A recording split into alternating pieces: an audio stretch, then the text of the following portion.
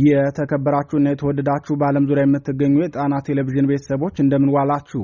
ያላችሁበት የምድር ዳርቻ ሁሉ አክብሮታዊ ሰላምታችን ይድረሳችሁ እያልን የካቲት 20 ቀን 2018 ዓ.ም የጣና ቴሌቪዥን የሰዓቱን ዜናዎች ርዕሶቹን በማስቀደም እናስደምጣችኋለን። የአማራ ሕዝብ ትግል ታጋዩ በረሃብና በፈተና የሚያልፍበት እንጂ የእንጀራ ማውጫ ወይም የሥራ ማግኛ አይደለም። ትግሉን የሥራ ማግኛ ማድረግ የሚፈልግ ወይም ይናስቦ ወደ ትግላችን የመጣ ቀላል የማይባል ከንቱ አለ። ከዚህ በኋላ ለዚህ ኃይል ቦታ የለንም። ይህን የተናገረው የፋኖ መሪው ነው። ዜናችን በዝርዝር ያስደምጣችኋል። የአማራ ሕዝብ የሉና ትግሉ ላይ አንድ ልብ መካሪና አንድ ሐሳብ ተናጋሪ ሆኗል። የአባት አርበኞች ጦር ለክብራችን እስከ ቀራንዮ ነው የምንታገለው ብለዋል። የጎጃምን አባት አርበኞች ዝርዝር መረጃ በዜናችን ተሰሙታላችሁ። የራያ አላማጣ ሕዝብ ፈተና ከጊዜ ወደ ጊዜ እየከፋ ሄዷል። ለዳግም ባርነት ሊሸጡን እየተስማሙ ነው ሲሉ የሚናገሩት የከተማዋ ነዋሪዎች በዛሬው ዕለት አላማጣ ላይ ስለተፈጠረው ክስተት ያደረሱንን መረጃ በዜናችን አሰናድተናል፣ እናቀርብላችኋለን። የብልጽግና ስርዓት የኢትዮጵያን የሻመት ጉዞ በ7 ዓመት ከጥፍ በላይ በማሳለፍ ስኬታማ ሆኗል። ስኬታማ የሆነው ደግሞ በልማት በሰላምና በዲሞክራሲ ሳይሆን የሻመት መከራን በ7 ዓመት በመፈጸም ነው። ዝርዝሩ ተሰናድቷል፣ ተሰሙታላችሁ። የተገመተው ሆኗል፣ ተፈራርመዋል ይለናል የጣና ቴሌቪዥን ወታደራዊ ተንታኝ። ይህ የተፈራው ነገር ምንድነው? የተፈራረሙትስ እነማን ናቸው? የሚለውን ከዝርዝር ዜናችን የምትሰሙት ልዩ መረጃችን ነው። እነዚህንና ሌሎች ለሰዓቱ የተመረጡ መረጃዎችን አሰባስበን ያሰናዳነው ዜናችን ከዚህ ሰዓት ጀምሮ ወደ እናንተ መቅረብ ይጀምራል። በድጋሚ እስከ መጨረሻው አብራችሁን ቆዩ እያልን በአክብሮት እየጠየቅን በቀጥታ ወደ ዝርዝር ዘገባው እናልፋለን።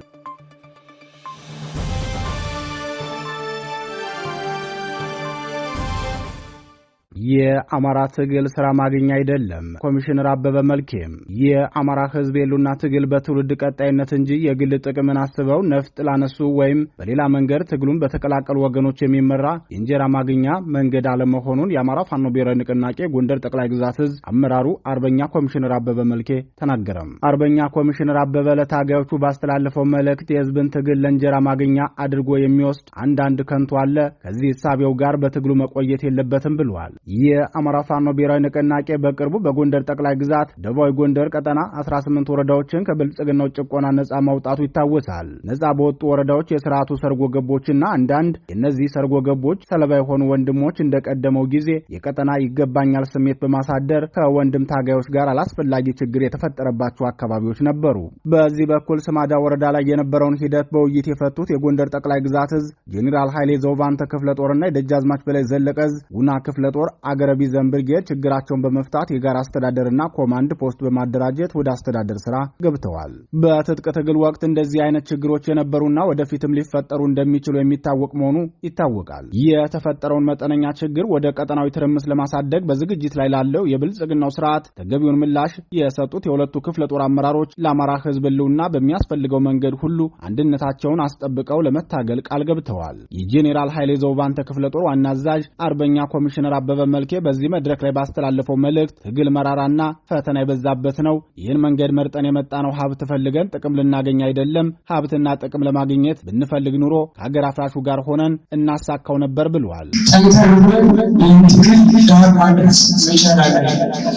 ቤታችንን፣ ጀሮታችንን፣ ቤታችንን፣ ቤተሰባችንን፣ የምንወዳትን እናታችንን፣ አባታችንን፣ ወንድሞቻችንን፣ እህቶቻችንን ጥለን ከዚህ የተገኘነው ትልቅ ሀገራዊ አደራ እንደሆነ በጣም ማስተዋል መቻል አለብን። ጥቅም ብንፈልግ ሌላ ነገር ብንፈልግ ከሰው ሀገር አፍራሽ ጎን ቢሆን አናጣው። ነገር ግን ይህን ትግል መነገጃ ወይ ደግሞ የስራ ማግኛ ወይ ደግሞ ሌላ ነገር ማድረጊያ እንደገና ስራ አርጎ የሚቆጥረው ደግሞ አንዳንድ ከንቱ አለ። ትግል መስዋዕትነት ልትከፍልበት፣ አካል ልታጣበት ብሎም አልፎ ወደ አባልነት ልትቀየርበት፣ ነገር ግን ደግሞ ህዝብና ሀገርን ልታሻግርበት ነው እንጂ ህዝብ እንደመነገጃ የስራ መርጃ እንደ እንጀራ መቁረሻ አድርጎ የሚያስብ ካለ እንደተሰሰተ ራሳቸውን ጠንከር ማድረግ አለባቸው። በጣም ጠንካራ የሆናችሁ ብዙ ወንድሞች ሲስጣላችሁ፣ ነገር ግን ደግሞ የደከሙትን በዚህ ማበርታት ይችላል። የአማራ የስራ መፈለጊያ አይደለም። ይህን ወቅ አለ ወይ ደግሞ ትርፍ ነገር ልንጭንበት የመጣ አይደለም። ነፃ የሚያወጣ የመጣ የነፃነት ቢሆን ማወቅ መቻል አለበት። አርበኛ ኮሚሽነር አበበ መልኬ ያስተላለፈውን ሙሉ መልእክት ከዜናችን መጨረሻ ላይ እንደምታገኙት እየገለጸን ወደ ተከታዩ ዜናችን እናልፋለን።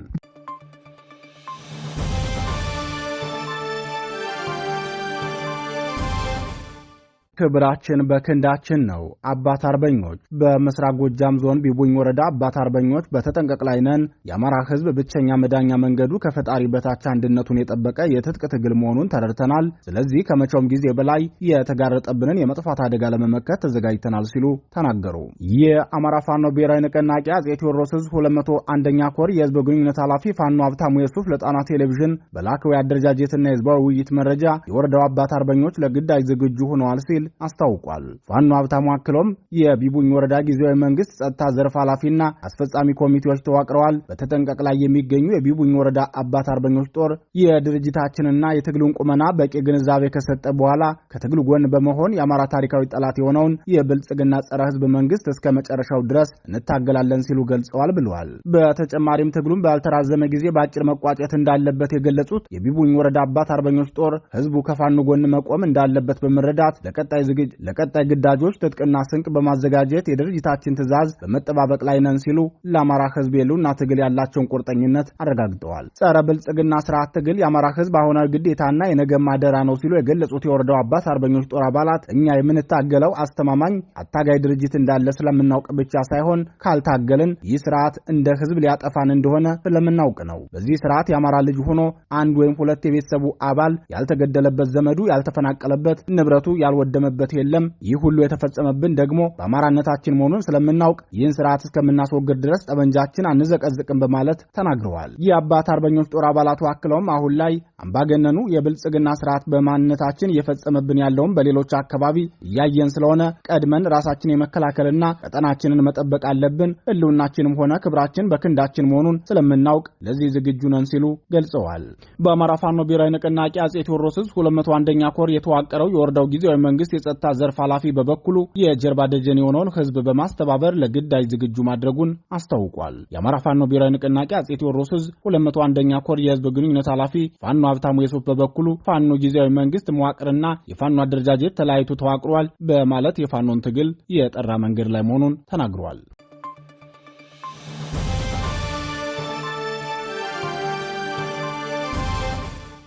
ለዳግም ባርነት ተጋልጠናል። የአለማጣ ነዋሪዎች በአማራ ክልል ሰሜን ወሎ ዞን አለማጣ ከተማ ነዋሪዎችን ህወሓት እያስጨነቀና እያሰረ መሆኑን የጣና ቴሌቪዥን ምንጮች ተናገሩ። የአማራ ታሪካዊ ርስቶችን ለመውረር ጦርነት እያዘጋጀ ያለው የህወሓት ቡድን ጦርነቱን ደግፋችሁ ከጎኔ መቆማችሁን በሰልፉ አረጋግጡልኝ ብሎ በጠራው አስገዳጅ ሰልፍ ላይ ያልተገኙ የአማራ ተወላጆችን እያፈነ መሆኑ ታውቋል። የብልጽግናው ምርጫ ቦርድ ውሳኔ በመቃወም ሰላማዊ ሰልፍ የጠራው ህወሓት በራያ አለማጣ የሚገኙ የአማራ ተወላጆችን ማንነታቸውን እንዲክዱ እያስገደደ መሆኑ ተሰምቷል። የሰልፉ ዓላማ በአማራ ህዝብ ላይ የሚከፍተውን ጦርነት አስመልክቶ የተዘጋጀ ቢሆንም እንደ ሽፋን የወሰደው ግን የብልጽግናው ምርጫ ቦርድ የምርጫ ክልሎችን አስመልክቶ ያሳለፈውን ውሳኔ መቃወም የሚል ነው። ህወሓት ዛሬ ባለማጣ ከተማ የሚገኙ የአማራ ተወላጆችን በማሳደድና ከትግራይ ክልል ወጣቶችን በማምጣት ሰልፍ ያደረገ ሲሆን በሰልፉ ያልተገኙ የአማራ ተወላጆችን በማፈን ወደ ትግራይ ክልል የወሰዳቸው ሲሆን ቀሪዎቹን ደግሞ እስከ 10 ሺህ ብር በሚደርስ ቅጣት እንደተቀበላቸው የአካባቢው ነዋሪዎች ገልጸዋል። ዛሬ ጠዋት በሰልፉ ላለመታደም ከአካባቢው ሲሸሹ የነበሩ በርካታ ወጣቶች በታጣቂዎች ተይዘው ወደ ወታደራዊ ካምፕ መወሰዳቸውንም የጣና ቴሌቪዥን ምንጮች ገልጸዋል። እንደ ምንጮቻችን ገለጻ ባለማጣ ከተማና በተለያዩ የራያ ወረዳዎች ዛሬ በጠዋት ከፍተኛ ቁጥር ያለው የህወሓት ታጣቂ ኃይል ህብረተሰቡን በግዳጅ ሰልፍ እንዲወጣ ሲያስገድድ ያረፈደ ቢሆንም አብዛኛው የአካባቢው ነዋሪ ፈቃደኛ ሳይሆን መቅረቱ ተገልጿል። ህወሓት ይህንን ሰልፍ የጠራው ለህወሓት ወግነው ሰልፍ እንዲወጡ በታጣቂዎች የተገደዱት የራያ አለማጣ የአማራ የአማራ ተወላጆች ናቸው። የብልጽግናው ምርጫ ቦርድ ራያ ወልቃይትና ጠለምት ከዚህ ቀደም ከነበሩበት የምርጫ ክልል ወጥተው ራሳቸውን ችለው ምርጫ ጣቢያ እንዲያቋቁሙ መወሰኑ ይታወሳል። ይሁን እንጂ ይህንን የቦርዱን ውሳኔ ለመቃወም የተጠራው ሰልፍ የማንነት ጥያቄ ያላቸውን የአማራ ክልል ሰሜን ወሎ ዞን ራያ አላማጣን ህዝብ ይቅርና በትግራይ ክልል የሚኖሩ የክልሉ ተወላጆችን ፈቃድ ያልጠበቀ መሆኑ ተገልጿል። ህወሓት የጠራው ሰልፍ ከራያ አላማጣ በተጨማሪ በትግራይ ክልል ሽሬና ሌሎች ከተሞች የተደረገ ሲሆን ሰልፉ ለዚህ ዓላማ የታለመ እንዳልነበር ተሳታፊዎቹ ለጣና ቴሌቪዥን ገልጸዋል። ራያ አላማጣ ለሚደረገው ሰልፍ በትናንትናው ዕለት ጥሪ ያስተላለፈው ህወሓት ማንኛውም የአማራ ተወላጅ በሰልፉ ላይ ካልተገኘ እስከ 10,000 ብር የሚደርስ የገንዘብ ቅጣት እንደሚጠብቀው ተናግሮ ነበር። ይሁን እንጂ አብዛኛው የህብረተሰብ ክፍል በሰልፉ ያልተሳተፈ ሲሆን ዛሬ ባለማጣ ወንጭፍ አደባባይ በተካሄደው ስብሰባ ላይ ያልተገኙ በርካታ ወጣቶች በህወሓት ታጣቂዎች ታፍሰው ወደማይታወቅ ቦታ መወሰዳቸውን የዓይን እማኞች ገልጸዋል። በሽሬና ሌሎች የትግራይ ከተሞች ለሰልፍ የተጠሩ ነዋሪዎች በበኩላቸው ለጣና ቴሌቪዥን ሲገልጹ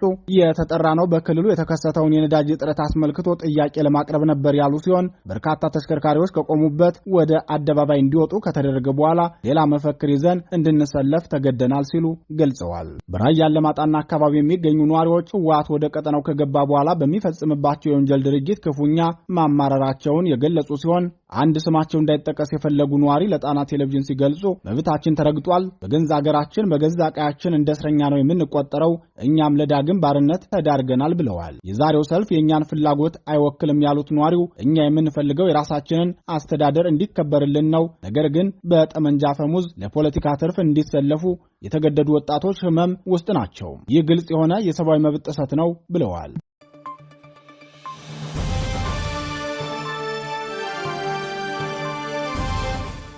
የሺህ ዓመት መከራን በ7 ዓመት አየነው። ትብብር የተለያዩ ፓርቲዎች ቅንጅት ሆነው ትብብር ለኢትዮጵያ አንድነት በወቅታዊ ጉዳዮች ዙሪያ ባወጣው መግለጫ የብልጽግናው መንግስት የኢትዮጵያን የጦርነት አውድማ የችግርና የመከራም መናኸሪያ አድርጓታል ብለዋል። በ7 ዓመታት የብልጽግናው የስልጣን ዘመን ኢትዮጵያ ያየችው መከራ አገር የገባችበት ስርዓት ወለድ ጦርነት በብዙ ሺህ ዓመታት ታሪካችን አቻ አይገኝለትም በማለት ገልጿል። በአማራ ህዝብ ላይ የተከፈተ የዘር ማጥፋት ጦርነት እያደረሰ ያለውን ውድመት አስመልክቶ ትብብር በመግለጫው ከሰሞኑ በደቡብ ወሎ ዞን ወግዲ ወረዳ በርካታ ንጹሃን በድሮንና በከባድ መሳሪያ ማለቃቸውንና ከፍተኛ ንብረት መውደሙን ከአካባቢው ምንጮቻችን ለማወቅ ችለናል። በአካባቢው ከፍተኛ ፍርሃትና ስጋት በመስፈኑ ብሎም የስልክ ግንኙነት በመቋረጡ ትክክለኛ ቁጥር መግለጽ ባይቻልም የሟቾች ቁጥር እጅግ ከፍተኛ እንደሆነ ለመረዳት ችለናል። በሰሜን ሸዋ ዞን ኤፍራታና ግድም ወረዳም በርካታ ንጹሃን በተመሳሳይ መንገድ አልቀዋል። በቀናት ልዩነት በፋኖ ኃይሎችና በፌዴራል መንግስቱ መካከል ሲደረግ በነበረው ውጊያ በደቡብ ጎንደር ዞን ደብረ ታቦርና ወረታ ከተሞች ንጹሃን በድሮን ተገድለዋል።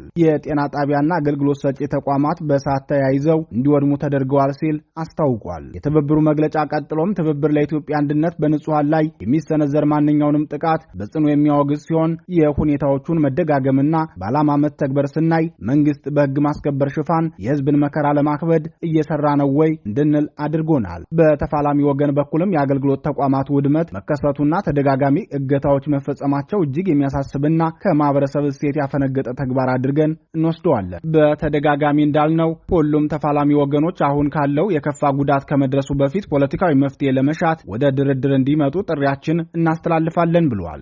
የብልጽግናው ስርዓት ከቅርብ ጊዜያት ወዲህ ተደጋጋሚ ነውሮቹን ካጋለጡበት ወንጀሎቹ መካከል የመገናኛ ብዙሃንን በተመለከተ የሚወስዳቸው እርምጃዎቹ ናቸው። እዚህ ጉዳይ ትብብር ለኢትዮጵያ አንድነት በመግለጫው የእርስ በርስ ጦርነትን፣ ምርጫንና አገራዊ ምክክርን በብልጣብልጥነት በጋራ አጃምሎ ለመሄድ እያሰበ ያለው የብልጽግና መንግስት በአንጻራዊነት በገለልተኛ ዘገባና የህዝብ ድምጽ በመሆን የሚታወቁ ሚዲያዎችን እየዘጋ የጋዜጠኞቻቸውንም ፈቃድ እየነጠቀ ይገኛል። ትግበራውም ግልጽነት የጎደለውና ከብሔራዊ ጥቅም ወይም ከህዝብ ደህንነት አንጻር የተቃኘ ሳይሆን አገዛዙ የሚፈጽመው ግፍ እንዳይጋለጥ ከመፍራት የመነጨ ነው። እንዲህ ያለው ድርጊት ከዓለም አቀፍ መርሆች እንዲሁም ከህገ መንግስት ድንጋጌም የሚጣረስ በመሆኑ መንግስት የህዝብን በነጻነት መረጃ የማግኘት መብት አክብሮ እንዲንቀሳቀስና ተገቢውን የእርምት እርምጃ እንዲወስድ እናሳስባለን በማለት የስርዓቱን ነውር አጋልጧል። የብልጽግናው ስርዓት የአሜሪካ ድምጽ፣ ዶይቼ ቬለ፣ ሮይተርስ፣ አዲስ ስታንዳርድና ሌሎች እጅግ በርካታ ሚዲያዎችን ፍቃድ መሰረዙ ይታወቃል። ኢንተርናሽናል ሚዲያ ሰፖርት ከትናንት በስቲያ ባወጣው ሪፖርቱም የኢትዮጵያ መገናኛ ብዙሃን የመከራ ጊዜ ነው ማለቱ የሚታወስ ሲሆን ሲፒጂ በበኩሉ በግፍ እስር ላይ ለሚሰቃዩት የአማራ ተወላጅ ጋዜጠኞች ፍትህ መጠየቁ አይዘነጋም። ትብብር ለኢትዮጵያ አንድነት በወቅታዊ ጉዳይ ባወጣው መግለጫው የትግራይ ክልል ቀጣይ አሳሳቢ ጣፈንታ በኦሮሚያ የሚፈጸመው ሁሉን አቀፍ ውድመት፣ የደቡብ ክልል ቀውስና የቤንሻንጉል ጉሙዙ አሳሳቢ ሁኔታም የተዳሰሱ ናቸው።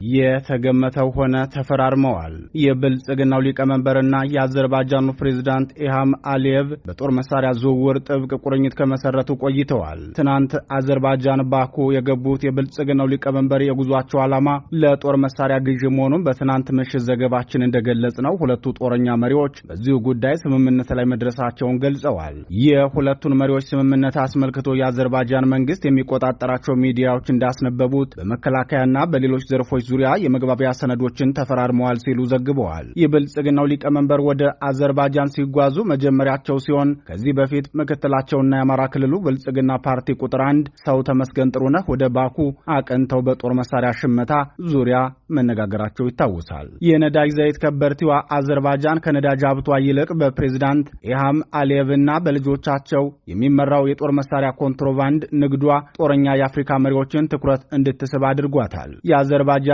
የጦር መሳሪያ ኮንትሮባንድ ንግድ ከዚህ ቀደም ጠንቅቀው የሚያውቁት የኤርትራው ፕሬዝዳንት ኢሳያስ አፈወርቂ ሲሆኑ የብልጽግናው ሊቀመንበርም መንገዱን ያወቁት ከአስመራው ሰው ጋር በነበራቸው የወዳጅነት ዘመን እንደሆነ ይታመናል። ጉዳዩን በጥንቃቄ ሲመረምሩ የነበሩት ደግሞ በቱርክ አንካራ የኢትዮጵያ ባለሙሉ ስልጣን አምባሳደር የነበሩት አያሌው ጎበዜ ሲሆኑ በወቅቱ አቶ አያሌው አንካራ ላይ ተቀምጠው አዘርባይጃንን እና ቱርክሜኒስታንን ጨምሮ የቀድሞ የሶቪየት ህብረት አባል የነበሩ አገራት ቆንጽላዎችን በአስተባባሪነት ይመሩ ነበር። አቶ ኃይለማርያም በአንካራ የኢትዮጵያ አምባሳደር አድርገው የሾሟቸው አቶ አያሌው ጎበዜ በብልጽግናው ሊቀመንበር የስልጣን ዘመን ደግሞ የአዘርባይጃንን፣ ኪርጊስታንን፣ ቱርክሜኒስታንን እና ሌሎች አገራትን የጦር መሳሪያ ዝውውር እንዲያጠኑ ትዕዛዝ ተሰጥቷቸው እንደነበር ይነገራል። ትናንት በባኩ ከኢልሃም አሊየቭ ጋር ወታደራዊ ስምምነት የተፈራረሙት የብልጽግናው ሊቀመንበር ከዚያች ሀገር ጋር የመሰረቱትን ወዳጅነት ሲገልጹም ባለፉት ጥቂት ዓመታት በአቪዬሽን ዘርፍ በኢንዱስትሪ ፓርኮችና በነጻ የንግድ ቀጠናዎች የተመሰረተው ወዳጅነት እያደገ መጥቷል ሲሉ መናገራቸው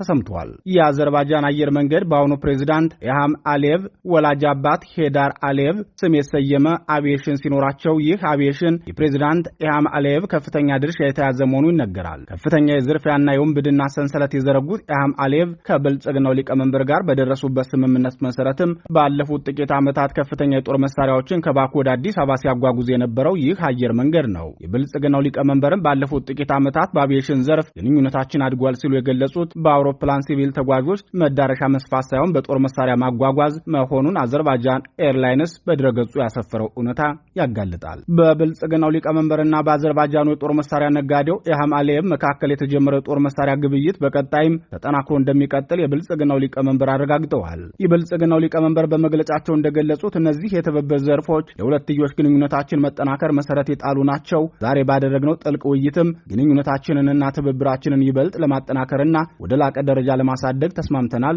ብለዋል። የብልጽግናው ሊቀመንበር ከዓመት በፊት ከአዘርባይጃን የገዙትና በ3 መርከብ ተጭኖ ወደ ኢትዮጵያ እየተጓጓዘ የነበረው የጦር መሳሪያ ቀይ ባህር ላይ በኤርትራ ሰዎች መወረሱ አይዘነጋም። የጦር መሳሪያ ለማስገባት የሰው ሀገርን የባህር ክልል እሰው ሲገቡ የተዘረፉት የብልጽግናው ሊቀመንበር የባህር በር ከሌለን የምናስገባውንና የምናስወጣውን ሁሉ እያስፈተሽን መቀጠል የለብንም፣ ኢትዮጵያም የጂኦግራፊ እስረኛ ሆና መቀጠል የለባትም ብለው የተናገሩት በዚያ የኤርትራ መንግስት ድርጊት በመበሳጨት እንጂ ሉዓላዊነትና የሀገር ክብር በውስጣቸው ስለተንቀለቀለ አልነበረም። ከብልጽግናው ሊቀመንበር ጉዞ ቀደም ብሎ በአዲስ አበባ ከ4 ኪሎዎቹ የጦርነት ፖሊሲ አውጪዎች ጋር ቆይታ ያደረገችው የኢልሃም አሊየቭ ልጅ ላይላ አሊየቭ ለብልጽግናው ሊቀመንበር የባኩ ጉዞ ግብዣ ያቀረበችው እሷ እንደነበረች ይታወሳል። በወቅቱም ይህንን ግብዣ በደስታ ተቀብለው በቅርቡ መጣለው ብለው እንደሸኟት ላይላ አሊየቭ ተናግራ ነበር። ከዚህ ስምምነት በኋላ በቀጣዮቹ ጥቂት ሳምንታትም በርካታ የጦር መሳሪያ ከባኩ ወደ አዲስ አበባ ሊገባ እንደሚችል ይጠበቃል። ይህ የጦር መሳሪያ ግብይት ለብልጽግናው ሊቀመንበርም ሆነ ለሚመሩት መንግስታቸው ትልቁ ግባቸው መሆኑ የሚታወቅ ነው።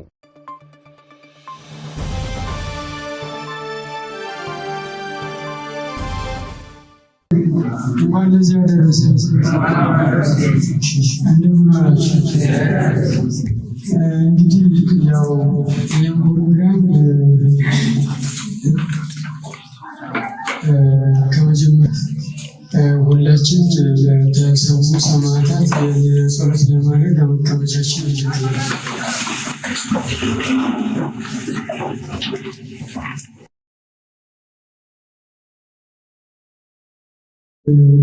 የአማራ ፋኖ ጎንደር ጠቅላይ ግዛት ዕዝ ጀነራል ኃይሌ ዘውባንታ ክፍለ ጦር ከተዋሃደ ወዲህ ተደጋጋሚ ወደ 3 ጊዜ አድርገናል። እሱንም ያው በድል ተወጥተናል፣ ተወጥታችኋል።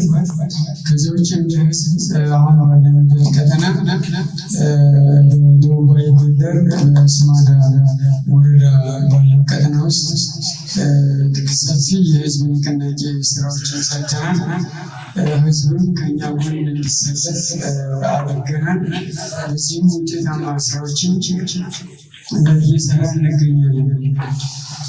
ከዚህ ውጭ ምንድነው አሁን ያለው ትግል እጅግ ፈታኝና መራራ ትግል እንደሆነ አውቀን ሁላችን ወገባችን ጠበቅ አድርገን ከጊዜያዊ ስሜት ከጊዜያዊ ሌሎች ፍላጎቶች ተቆጥበን የአማራን ህዝብ ፍላጎት ወይም ደግሞ የነፃነት እጦት ለመመለስ ሁላችን ቁርጠኛ ሆነን የምንዘጋጅበት። እንደሚታወቀው አማራ ብዙ ዋጋዎችን ከፍሏል። ከዚህ በፊት በነበሩ አምባገነን ገዢዎች፣ አሁንም ባለው ሀገር አፍራሽ መንግስት ብዙ ወንድሞቻችን እያጣን ነው። ከዛም በፊት በዚህ በደቡባዊ ጎንደር እንኳን ብንቆጥር ብዙ ጀግኖችን የምናውቃቸው እኛ ብዙ ጀግኖችን አጥተናል። ገዛዎች በራስ ጉዛ ወይም ደግሞ በራስ ገኝት ይዞ እስከገደባ እነ ኢማም እና አድማሱ በላይ በዚህ በስማዳ እንኳን እነ ኢንቨስቲጌትነት እነ ዘዝ አልፎም ተርፎ በስቴ እነ ማሬ የተዋሩት ሌሎች ጀግኖችን ሁሉ እንዳጣን ማወቅ መቻል አለባቸው። አሁንም በዚህ ትግል ውስጥ እነ ሲሳይ አልፎም ተርፎ በዚህ በቅርቡ የምናውቃቸው ወንድሞችና በርካታ ጀግኖችን አጥተናል። ከዚያ ውጭ በሰሜኑ እነ ራስ ጎቤ ሌሎችንም ጀግኖች እንዲሁም በሰሜን ሸዋ ሌሎችን በወሎ በጎጃም ብዙ ጀግኖች ታርተዋል። ስለዚህ ይህንን እንደ ቀልድ እንደ ዋዛ በዚህ የነፃነት ታጋይ ካለ ራሱን የሚያሞኝ ነው። ስለዚህ ወገኖቻችን ጠበቅ አድርገን ይህን ትግል ወደፊት ዳር ማድረስ አለብን። ያለፉትን ጀግኖች በእነዚህ የምናውቃቸው ናቸው እየጠቀስናቸው የማናውቃቸው በግፍ ታፍነው አድራሻቸው ጠፍቶ የተገደሉ ብዙ ጀግኖች የአማራ ጀግኖች አሉ። ከዚያ ውጭ አሁንም በየእስር ቤቱ የሚማቅቁ ብዙ ምሁራኖች፣ ብዙ ጋዜጠኞች በየቢሮው ታፍሰው በየዩኒቨርሲቲ ታፍሰው የተወሰዱ አሁንም በየቃሊቲ በዝዋይ ማነው በሰሜን ሸዋ ባሉ እስር ቤቶች የሚማቅቁ እንዳሉ ማወቅ መቻል አለባቸው። እኛም ቢሆን ደልቶን አይደለም አሁን እየታገልን ያለነው። ረሃቡን፣ ጥሙ፣ ብርዱ፣ ውጣ ውረዱ፣ ሌሎች ነገሮችን ተቋቁመን ነው እየታገልን ያለነው። ስለዚህ ትግል ብዙ ፈተናዎችን የሚጠይቅ እንደሆነ አውቀን ከአንዳንድ አልባሌ ዝንባሌዎች ተጠንቅቀን ከአሉባልታ ከወሬ ከጠላት ሳንጉግብ በአፍራሽ ወሬዎች ተጠንቅቀን ይህን ትግል ዳር ማድረስ መቻል አለብን። አንዳንዶች ይህ ትግል ዳር የማይደርስ የሚመስላቸው በጊዜያዊ ስሜት በጊዜያዊ ሌሎች ነገሮች በመታለል ይህን ትግል ዳር እንዳይደርስ የተለያዩ ጉድጓዶችን የሚቆፍሩ ከንቶች አሉ። ከእነዚህ ተቆጥበን ትልቅ አደራ እንዳለብን ብዙ ጀግኖች እንዳጣን አሁንም ቀጣይ የራሳችንን ህይወት አካል እና የደም መስዋዕትነት ልንከፍል የተዘጋጀ መሆኑን አውቀን ትግሉ ዳር የሚደርስበትን ብቻ በማሰብ ከዚህ ትግል ወደኋላ ሳንል የተሰጠንን አደራ ኃላፊነት ለመወጣት ዝግጁዎች መሆን አለብን። ከዚያ ውጭ አሁን ያለው ጠላት በጣም የደከመ የላሸቀ ሞራል የሌለው እርስ በርሱ የተከፋፈለ በጥቅም የተገዛ ነገር ግን ደግሞ እኛም በገንዘብ ደካሞችን ጉልበት በማድረግ ሊከፋፍለን የሚጥር ድኩማን የሆነ ስርዓት እንደሆነ ማወቅ መቻል አለብን። ይህንን እንደ ፈረስ ተሸክመው በእኛ ውስጥ ከተው ለማፍረስ የተለያዩ ነገሮችን ለማድረግ የሚጥሩ ኃይሎች እንዳሉ አውቀን ከነዚህ ድርጊት ተቆጥበን ራሳችንን ጠንካሮች አድርገን መዘጋጀት መቻል አለብን። አንዳንዶች ዝም ብሎ ትግል ዝም ብሎ የሚመስላቸው አለ። ዝም ብሎ የሚመስላቸው ይህ ትግል ግን ብዙ ዋጋ ተከፍሎበት የመጣ ተደራራቢ የአማራ ልጆች በአደባባይ በስውር ግንባራቸውን ሰጥተው በጥይት ተቆልተው አካላቸውን አልተው አሁኑ ድረስ እየማቀቁ በአልጋ ላይ ያሉ እንዳሉ የሰው ድምር ውጤት ትግል እንደሆነ ማወቅ አለብን። በዚህ አይደለም በኢትዮጵያ ውስጥ በኤርትራ ምድር ውስጥ አጥንታቸው ደማቸው ፈሶ ያሉ እስካሁንም አጥንታቸው ተለቅሞ ወደ ኢትዮጵያ ያልገቡ ወንድሞቻችን ጭምር ዋጋ የከፈሉበት ትግል እንደሆነ መገንዘብ መቻል አለብን። እንደው ዝም ብሎ የሆነ የሚመስለው ሰው አለ በጓደኛው ግጭት በሌላም ተስፋ ቆርጦ ወደኋላ የሚል ተስፋ የሚቆርጥ ብዙ አለ። ስለዚህ ከዚህ ጠንከር ብለን ይህን ትግል ዳር ማድረስ መቻል አለብን። ቤታችንን፣ ኑሯችንን፣ ህይወታችንን፣ ቤተሰባችንን፣ የምንወዳትን እናታችንን፣ አባታችንን፣ ወንድሞቻችንን፣ እህቶቻችንን ጥለን ከዚህ የተገኘነው ትልቅ ሀገራዊ አደራ ኑሮ እንደሆነ በጣም ማስተዋል መቻል አለብን። ጥቅም ብንፈልግ ሌላ ነገር ብንፈልግ ከሰው ሀገር አፍራሽ ጎን ብንሆን አናጣው። ነገር ግን ይህን ትግል መነገጃ ወይ ደግሞ የስራ ማግኛ ወይ ደግሞ ሌላ ነገር ማድረጊያ እንደገና ስራ አርጎ የሚቆጥረው ደግሞ አንዳንድ ከንቷል። ትግል መስዋዕትነት ልትከፍልበት፣ አካልህን ልታጣበት ብሎም አልፎ ወደ አካልነት ልትቀየርበት፣ ነገር ግን ደግሞ ህዝብና ሀገርን ልታሻግርበት ነው እንጂ ህዝብን እንደ መነገጃ የስራ ማግኛ እንደ እንጀራ መቁረሻ አድርጎ የሚያስብ ካለ እንዳትሳሳት። ራሳችሁን ጠንከር ማድረግ አለባችሁ። በጣም ጠንካራ የሆናችሁ ብዙ ወንድሞች እዚህ ውስጥ አላችሁ። ነገር ግን ደግሞ የደከሙትን በዚህ ልክ ማበርታት መቻል አለብን። የአማራ የስራ መፈለጊያ አይደለም። ይህን ማወቅ አለብን። ወይ ደግሞ ትርፍ ነገር ልንጭንበት የመጣ አይደለም። ነፃ ልናወጣ የመጣ የነፃነት ታጋዮች እንደሆነ ማወቅ መቻል አለብን። ክቡራትና ክቡራን የጣና ቴሌቪዥን አድማጭ ተመልካቾቻችን በምሽቱ የጣና ዜና ወጃችን እስከምንገናኝ በዚሁ ተሰናበትን። ጤና ይስጥልን።